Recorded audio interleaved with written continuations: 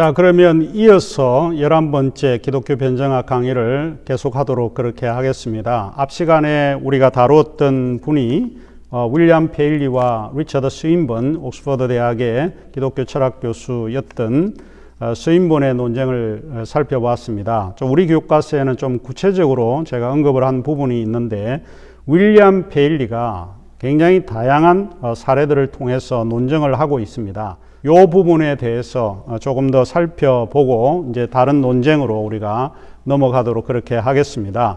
자, 윌리엄 페일리가 다양한 사례를 통해서 논쟁을 하는데, 그 논쟁이 무엇인가 하면 인간의 생명체는 매우 복잡하고 정교하다는 거예요. 우리의 몸을 자세히 이렇게 살펴보게 되면 상당히 복잡하고 정교하다라고 하는 것을 알게 됩니다. 섬세한 구조로 된 뼈라든지 또 머리라든지 근육이라든지 혈관이라든지 심장 이런 것들이 그냥 단순하게 이렇게 우발적으로 만들어져서 인간을 형성했다라고 보기가 어렵다는 거예요. 이제 이런 인간을 만들 때도 뭔가 설계되거나 계획되어 있었다라고 해도 틀린 이야기가 아닙니다. 이제 심장의 경우에 우리가 이제 살펴보게 되면 더욱 정교하게 설계되었다라고 하는 것을 부정하기가 사실은 어렵습니다. 평생 인간이라고 하는 그 인간은 사실은 피를 뽑아내는데, 심장으로부터 피를 뽑아내는데 평생 약 1억 5,890만 리터의 피를 뽑아낸다라고 이제 이야기를 합니다. 이게 어느 정도 되는 건가? 대형 유조선의 한 2개 이상 되는 피를 평생 동안 뽑아낸다라고 보는 거죠. 그리고 우리가 알고 있는 맥박이라고 하는 것도 일정합니다. 물론 이제 불규칙적으로 맥박이 움직이는 경우도 없지 않아 있지만은, 그러나 대부분 80, 90까지 일정한 맥박이 움직이고 있습니다. 일정합니다. 그러니까 우리가 이제 뭐 차를 타거나 이럴 때 중고차 뭐 오래 타봐야 한 30년 탈까요? 그런데 이 심장의 박동 같은 이런 것도 일정하게 움직이고 가는 것이 이 80년, 90년, 100년 간다라고 하는 게 이게 어마어마한 이야기입니다. 인간의 귀는 어떻고 인간의 눈은 어떻습니까? 얼마나 정교하고 섬세하다라고 보는 거죠. 그래서 윌리엄 페일리는 자연신학자인데, 그 자연신학이라고 하는 자기가 지은 책 가운데서 그런 이야기를 합니다. 창조주의 지혜는 심장 외에 다른 어느 곳에도 관찰되지 않는다, 이렇게 이야기를 했습니다. 그만큼 이 심장 하나를 봐도 큰 기적과 같은 것이다, 이렇게 이야기를 합니다. 안토니 플루 같은 사람도 이제 그런 이야기를 하는데, 이분은 원래 무신론자입니다. 기독교를 받아들이지 않은 옥스퍼드 학생이었는데 무신론자로 평생을 살아가고 실제 무신론자의 대부로 알려져 있는 사람입니다. 여러 무신론자들이 어떤 무신론의 근거를 제시할 때에 안토니 플루의 이야기를 인용을 하고 있습니다. 그만큼 이분이 무신론에 대한 정보를 많이 주었던 사람입니다. 그러나 그가 80이 되어서 기독교로 개종을 하게 됩니다. 개종하게 된 이유가 무엇인가 하면 지적 설계 때문에 그렇습니다. 이 지구라고 하는 것, 우주라고 하는 것은 반드시 계획이 되었거나 설계되었다라고 부정할 수가 없다. 이것이 이제 그가 고백했던 내용입니다. 그래서 그가 이제 이런 이야기를 합니다. 빛의 속도나 전자의 질량 같은 상수의 값이 조금만 달라졌다 해도 인간의 진화를 허용하는 행성은 생기지 않았을지 모른다는 거예요. 우주는 인간이 올지 미리 알고 있었다는 거예요. 그러니까 이 우리가 살고 있는 이 행성이라고 하는 곳에 바로 인간이 살 수 있도록 적합한 환경을 만들어 주었다, 이렇게 주장을 합니다. 산소의 양이 조금 높거나 산소의 양이 적으면 문제가 생긴다는 거예요. 굉장히 지성이 큰 존재가 만들었음에 분명하다. 이게 이제 안토니 플루가 생각을 했던 내용입니다. 자, 그 다음에 이제 우리가 좀 이제 새로운 논쟁으로 살펴보게 되는데, 세 번째 논쟁인데요. 인간 본성의 도덕 법칙에 관한 논쟁입니다. 굉장히 중요한 논쟁 중에 하나입니다. 도덕 법칙이라고 하는 것을 보면 신이 없지 않고 신이 존재한다라고 이해한다는 거예요. 그러니까 결국은 이 세상에 왜 도덕이 존재하느냐라고 이제 우리가 생각을 해볼 수 있습니다. 자연의 법칙에서 사실 도덕의 법칙은 배제되지 않는다라고 이제 우리가 이해해 볼 수 있습니다. 도덕성이라고 하는 것은 우리의 마음속에 다 가지고 있습니다. 우리 길을 지나다가 불쌍한 사람이 보이면 동정을 표시를 하거나 도와주려고 우리가 합니다. 누가 가르쳐 주지 않았는데도 불구하고 불쌍한 마음을 가지게 되죠. 동양에서 흔히 말하고 있는 측은지심 같은 거를 우리가 생각할 수가 있습니다. 뭔가 도와주려고 노력을 하게 되는 것입니다. 그래서 자연의 법칙에서는 이 도덕 법칙이 존재하고 있다라고 하는 것을 우리가 알 수 있습니다. 인간은 객관적이고도 절대적인 도덕 법칙이 존재한다라고 믿고 있습니다. 결국은 도덕 법칙이 무너지게 되면 이 세계도 무너지지 않느냐라고 생각을 한 거죠. 그러니까 도덕 법칙이라고 하는 것은 이미 이 세상에 인간이 살 때에 마음속에 선언적으로 심겨져 있었다라고 주장을 하게 되는 것입니다. 이 주장에 대해서 이야기하시는 분들이 굉장히 많은데 그중에 임마누엘 칸트를 우리가 생각을 해볼 수 있고 또 한 분은 C.S. 루이스 기독교 변정학 우리가 이제 2장을 다룰 때에 윌리엄 크레이그도 다뤘고 C.S. 루이스도 다뤘는데 C.S. 루이스가 특별히 인간 본성의 도덕 법칙을 주장하고 있습니다. 도덕 법칙이라고 하는 게 뭐냐? 그것은 인간에 의해서 주어졌다라고 보기는 어렵고 신에 의해서 주어졌다고 믿는 것을 말합니다. 그래서 조금 전에 말씀을 드렸지만은 이 도덕 논적 논정을 주장했던 두 사람은 임마누엘 칸트와 C.S. 루이스에 의해서 옹호되고 있습니다. 이들이 생각할 때는 도덕 법칙이라고 하는 것이 객관적이다 이렇게 주장을 합니다. 이제 우리가 도덕을 생각할 때는 상대주의적인 어떤 생각을 가질 수 있지만은 이분들은 분명하게 객관적인 법칙이라고 주장을 하고 있습니다. 자, 그러면 이제 도덕 법칙에는 특별히 이제 두 가지 명령을 받고 있다는 거예요. 인간이 누가 가르쳐 주지 않아도 이미 우리가 이런 명령을 받고 있는데 임마누엘 칸트의 생각입니다. 임마누엘 칸트는 도덕에는 정언 명령이라고 하는 게 있고 또 하나는 가언 명령이라고 하는 게 있다 이렇게 이야기를 합니다. 정언 명령이라고 하는 것은 categorical imperative라고 이야기를 합니다. 범주라고 이야기를 할 수 있는 것이죠. 그러니까 정언 명령은 내가 기분이 좋을 때 내가 이런 도덕 행위를 한다거나 또 기분이 안 좋을 때는 도덕 행위를 하지 않는다. 이런 기분에 따라서 움직이는 게 아니다는 거예요. 이거는 이성에 의해서 우리에게 요구되어지는 명령입니다. 그래서 우리는 반드시 이 명령을 실행해야 된다라고 이야기를 하고 있습니다. 이를테면 기독교인들 가운데 십계명과 같은 것입니다. 내 부모를 공경하라, 살인하지 말라, 사랑하라, 이와 같은 내용들이 이제 대부분 정언 명령이라고 봅니다. 목적이죠. 이 목적을 실행해야 되는데 그것은 이성이 우리에게 요구를 하고 있다 하는 것입니다. 왜냐하면 이제 임마누엘 칸트가 생각할 때는 모든 존재는 합리적인 존재다 그렇게 주장을 하고 있기 때문에 그렇습니다. 이성의 통제를 받고 있는 존재가 인간이기 때문에 그렇게 이야기를 하고 있습니다.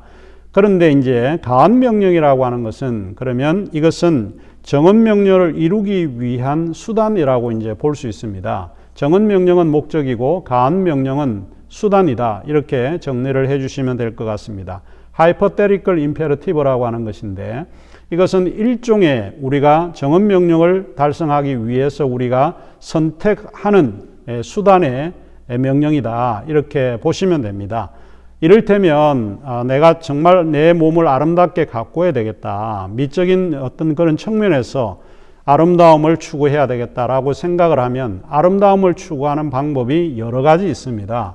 그 중에 하나가 헬스장에 가서 몸을 여러분이 이제 훈련을 한다든지 여러 가지 방법들이 있습니다. 이런 방법들을 가지고 정언 명령에 이제 도달하는 방식인데 아름다움에 대한 여러 가지 방식을 선택하는 것처럼 이런 것들을 임마누엘 칸트는 뭐라고 이야기를 하는가 하면 바로 Hypothetical Imperative, 가언 명령이다 이렇게 주장을 합니다. 우리 그리스도인들 가운데도 우리가 생각을 해보면 하나님의 영광을 위해서 살아라. 이거는 정언 명령입니다. 그러니까 우리 그리스도인들은 바로 하나님에 의해서 만들어진 존재이기 때문에 피조물이죠. 우리가 믿고 있는 하나님은 창조주 하나님입니다. 이 칼빈이 이야기를 했듯이 하나님에 대한 지식과 인간에 대한 지식을 구분하는 게 제일 중요하다 이렇게 이야기를 했는데, 하나님에 대한 지식은 뭐냐? 그분은 우리의 창조주가 되신다라고 하는 지식이고, 우리는 뭐냐? 우리에 대한 지식은 뭐냐? 그것은 우리는 피조물이 되고 있다. 하나님에 의해서 만들어진 피조물이다. 크리에이처라고 이야기를 하고 있습니다. 그래서 피조물인 우리는 하나님의 영광을 위해서 살아야 된다라고 이제 칼빈이 주장을 했는데, 정언 명령입니다. 근데 하나님의 영광을 위해서 산다는 방법은 하나만이 있지 않습니다. 인생이라고 하는 것은 딱 유일한 방식만을 우리에게 제공해 주지 않기 때문에 그렇죠. 그러니까 하나님의 영광을 위해서 산다라고 할 때 목사로 내가 살아가야 된다. 그것도 하나님의 영광 중에 살아가는 하나의 방식이 될 수 있고, 선교사가 되겠다, 간호사가 되겠다, 의사가 되겠다, 혹은 변호사가 되겠다. 이 모든 것들은 하나님의 영광을 위한 수단이 되어질 수 있습니다. 이런 것들을 임마누엘 칸트는 hypothetical imperative다 이렇게 우리에게 이야기를 하고 있습니다. 앞서 이제 이야기를 설명을 했지만 다시 설명을 해드리면, 정언 명령은 당위적인 명령, 오토니스라고 하는 이야기입니다. 그래서 목적이 되는 것이고, 가한 명령은 당위적인 명령을 수행하기 위한 명령입니다. 그래서 수단이다라고 이제 말을 할 수가 있습니다. 이것이 우리 임마누엘 칸트가 제공했던 간단한 내용이고요. 그 다음에 C.S. 루이스는 인간 본성의 법칙과 바른 행동의 법칙을 예를 듭니다. 물론 이제 그가 이야기하는 것은 자연법이라고 하는 그 토마스 아퀴나스의 근거를 가지고 우리에게 설명을 하고 있습니다. 그런데 이것은 제가 이제 C.S. 루이스를 좀 두 개로 나누면 그것도 보기가 좋겠다라고 해서 제가 나눈 것입니다. 인간의 본성의 법칙이 하나 있고 또 바른 행동의 법칙입니다. 자, 그러면 인간 본성의 법칙은 어떤 법칙이냐? 자연법이라고 볼 수 있습니다. Law of Nature. 자연법이라고 하는 것이죠. 자연법은 우리가 학습하고 배우는 그 이전의 법칙을 보통 자연법이라고 이야기를 합니다. 이 자연법이고 그것은 옳고 그름의 법칙입니다. 누가 우리에게 학습을 하지 않아도 이게 옳은 건가 그런 건가를 구분할 수가 있다는 거예요.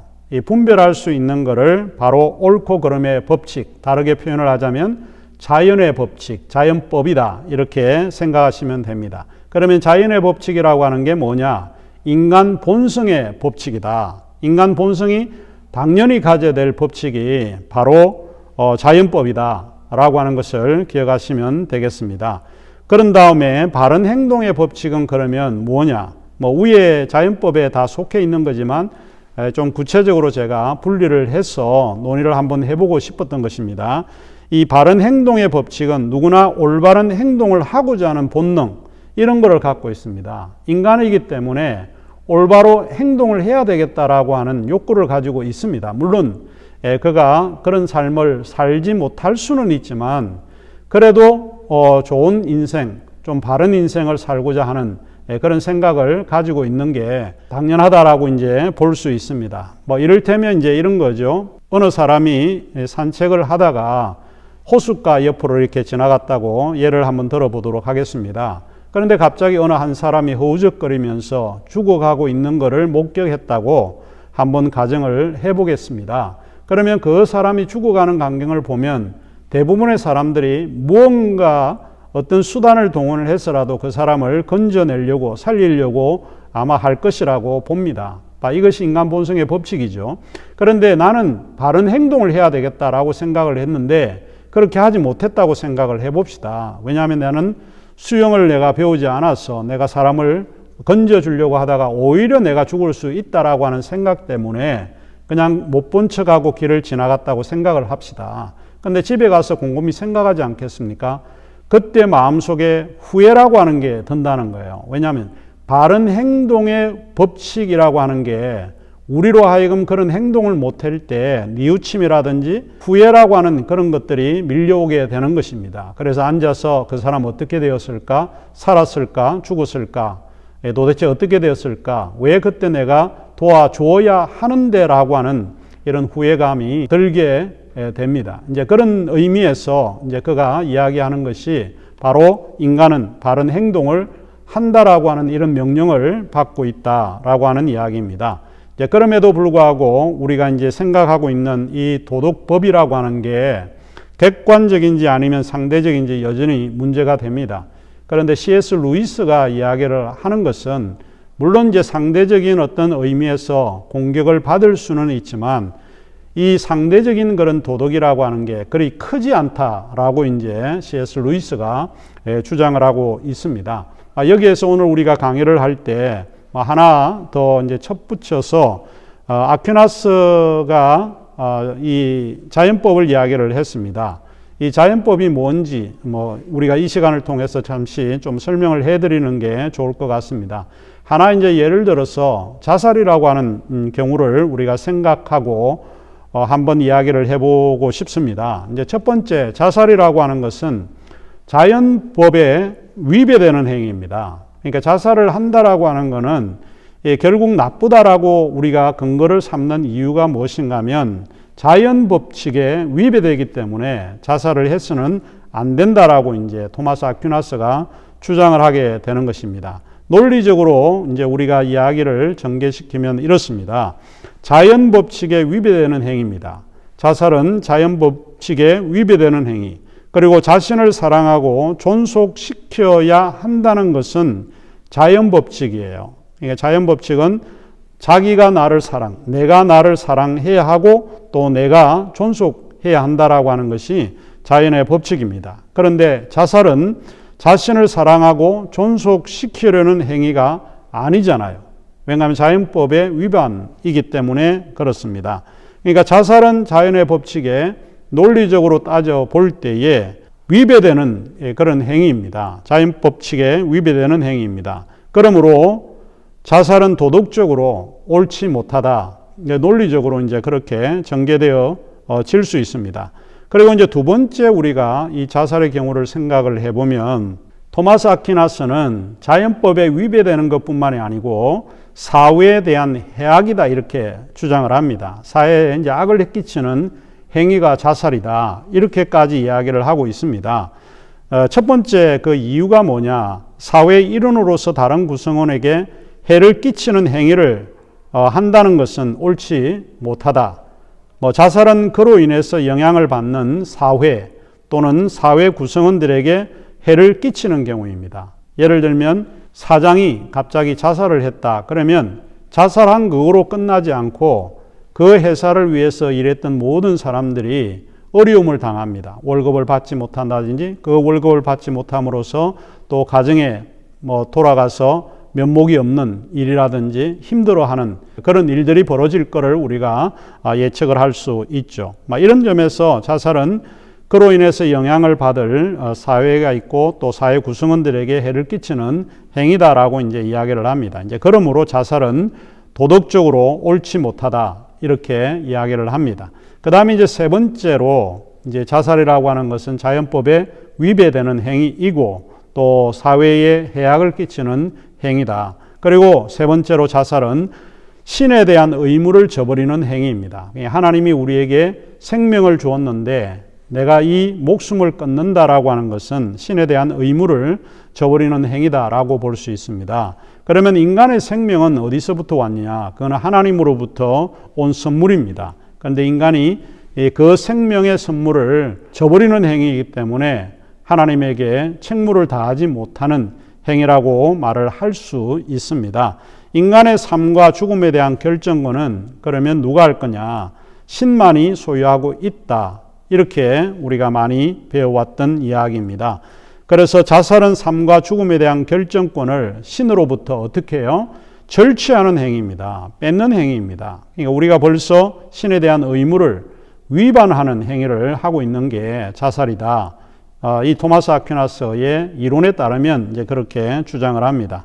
따라서 자살은 신의 도덕적 명령을 위반하는 행위다. 이렇게 이야기를 합니다. 자, 제가 이제 이야기를 하고자 하는 것은 이런 구체적인 예를 든 이유는 다른 게 아니라 바로 자연법, 자연법칙이라고 하는 게 중요하다. 도덕이라고 하는 것은 이런 자연법칙의 통제를 받고 있다라고 하는 것을 이야기하고 싶어서 제가 이 예를 들었습니다. 자, 그 다음에 우리가 좀 살펴볼 수 있는 그 논정이 무엇인가 하면 개연성적 논정이라고 볼 수 있습니다. 이 개연성적 논정은 수정된 균합적 논정이라고 이야기를 할 수 있습니다. 우리 이제 균합적 논정이라고 하는 것은 다름이 아니라 아포스테리오리라고 하는 거죠. 관찰과 경험에 의해서 증명해 가려고 하는 것이 이제 아포스테리오리 균합적 논정입니다. 그런데 이 논정은 개연적 논정이라고 하는 것은 명확한 대답은 얻지 못했지만은 그럴듯한 대답을 얻는 게 바로 이 개연성적 논정이라고 볼 수 있습니다. 이 개연성적 논정은 파스칼과 스윈본에 의해서 지지되었다라고 볼 수 있습니다. 그러면 이제 이 개연성이라고 하는 요 개념을 잠시 여러분이 좀 이야기를 해주면 좋을 것 같습니다. 개념 정리를 먼저 하고 우리가 이 논쟁을 하는 게 나을 듯 싶습니다. 개연성이라고 하는 것을 어떻게 이제 정의하냐, 데피니션을 먼저 우리가 살펴보아야 하는데요. 개연성이라고 하는 그런 뜻은 어떤 일이 일어날 수 있는 확실성의 정도 또는 가능성의 정도를 보통 개연성이라고 이야기를 합니다. 그리고 개연성은 필연성의 반대 개념으로 사용을 합니다. 필연적이다라고 하는 거에 반대 개념으로 개연적이다라고 이야기를 하는 거죠. 그 일은 사실 가능성이 높다라고 하는 의미로 보통 우리가 사용할 때 개연적으로 높다 이렇게 이야기를 합니다. 100% 보장은 불가하지만 이섬직하다, 그럴 듯하다 이렇게 보는 거죠. 매일 저녁 9시 뉴스를 우리가 볼 때 일기예보가 나옵니다. 그래서 내일 비가 올 찬스, 확률이 몇 프로다. 30%다, 20%다, 70%다, 80%다. 그러니까 70%나 80% 되면 우리가 직장에 나갈 때 반드시 우산을 들고 나가야 하는 거죠. 이 가능성이 높기 때문에. 그러니까 개연적이 높다라고 이야기할 때 그렇습니다. 비가 안 올 수도 있습니다. 그래서 우리가 보통 이제 영어를 사용할 때에 It will rain tomorrow. It will rain tomorrow. It will rain tomorrow. 그러니까 내일 비가 올 것이다. 그러면 사실은 비가 안 오면 그 문장은 거짓 문장이 됩니다. 그러나 이 개연성 문장은 It may be rain tomorrow. 내일 비가 올지 모른다. 개연적으로 비가 올지 모른다. 안 올 수도 있습니다. 그러나 틀린 문장은 아니죠. 어쨌든 이런 개연성은 100% 우리가 확실할 수는 없지만 그것은 불가능합니다. 그러나 개연적으로 참인 것을 예측하기 가능하다. 이렇게 주장을 합니다. 자, 개연성에 대한 어떤 설명을 조금 더 해드리면 무엇이 정말로 참인지를 모르는 경우가 있습니다. 그러니까 하나님이 존재하는지 하나님이 존재하지 않는지 정확하게 우리가 알 수 있는 길은 없을 수 있습니다. 무엇이 정말로 참인지 진리인지 모르는 경우에 구체적인 사례로 결론을 높이는 추론 방식을 뭐라고 이야기하는가 하면 개연성 논정이라고 이야기를 합니다. 예를 들면 전제가 많으면 많을수록 결론이 보장을 받는 거죠. 확고해집니다. 결론이 확실한 진리에 이르는 확률이 높다라고 이제 이야기를 합니다. 이를테면 전제라고 하는 게 백만장자도 죽는다. 미인도 죽는다. 그리고 모든 인간은 죽는다. 이렇게 이제 전제를 할 수 있죠. 그런데 이제 또 다른 전제를 우리가 생각을 해보게 되면 백만장자도 죽는다. 미인도 죽는다. 이제 그리고 이 전제를 세울 때에 노숙자도 죽더라. 철학자도 죽더라. 시인도 죽더라. 문학가도 죽더라. 정치인들 이렇게 죽더라. 50억을 받은 사람도 언젠가는 죽더라. 그래서 결론은 그렇게 나는 거예요. 이런 전제들이 많으면 많을수록 더욱더 결론이 확고해진다는 거예요. 모든 인간은 죽는다. 바로 이게 개연성에 대한 설명입니다. 자, 이런 설명을 이제 우리가 생각을 해보게 되고, 자, 이 근거에서 우리가 개연성적 추론을 우리가 한번 생각을 해봐야 되는데, 그래서 개연적으로 신이 존재한다라고 하는 것을 주장하게 됩니다. 하나님의 존재 증명에 관한 사례를 바로 밑에 있는 두 사람에 의해서 주장을 하게 되었는데, 한 사람은 블레이즈 파스칼이라고 하는 철학자이고요. 또 한 사람은 리처드 스윈번, 조금 전에 우리가 말을 많이 했던 옥스포드 대학의 기독교 철학자입니다. 블레이즈 파스칼의 개연적 논정하고 리처드 스윈본의 개연성 논정이 있습니다. 하나님의 존재 방식에 대한 이야기인데, 그러니까 하나님을 믿고 살아가는 사람도 있고 하나님이 없다라고 믿고 살아가는 사람이 있습니다. 자, 이 논쟁을 리처드 스윈본의 개연성적 논정에 따라서 좀 여러분에게 설명하려고 오늘 나왔는데 시간이 다 되었습니다. 먼저 이제 파스칼의 예를 먼저 들고 우리가 중간 시험이 끝나고 난 이후에 개연성적 논정을 좀 설명을 해드리는 게 좋을 것 같습니다. 파스칼의 예는 그렇습니다. 많은 사람들에게 잘 알려져 있는 이 논정인데 일종의 배팅이에요. 배팅. 도박 게임과 같은 거를 예를 들어서 이야기를 합니다. 그게 무엇인가 하면 신이 없다고 믿고 살 수도 있는 무신론자와 신이 있다라고 믿고 있는 유신론자들이 논쟁을 하는 거죠. 서로가 어떤 정보에 의해서 잘 모르고 이제 살아가는 경우가 있는데, 그러면 개연적으로 어떤 것이 참이냐? 블레이즈 파스칼이 이제 예를 든 게 이제 그거예요. 신이 있다라고 믿고 살다가 마지막 날에 신이 있으면 괜찮은 건데, 만일 신이 없다라고 하면 인생의 절반 정도의 손해를 본다는 거예요. 그런데 하나님이 없다고 믿고 살다가 마지막 날에 하나님이 진짜 없으면 그거는 괜찮지만, 그런데 반대로 하나님이 있다라고 하면 신이 없다고 믿고 온 사람의 인생은 100% 손해를 본다는 거예요. 그러니까 이제 인생에 종치는 거죠. 그런 의미에서 신이 없다고 믿고 사는 것보다 신이 있다라고 믿고 사는 게 더 낫다, 이렇게 주장을 합니다. 그것이 개연적으로 참이다. 이게 블레이즈 파스칼입니다.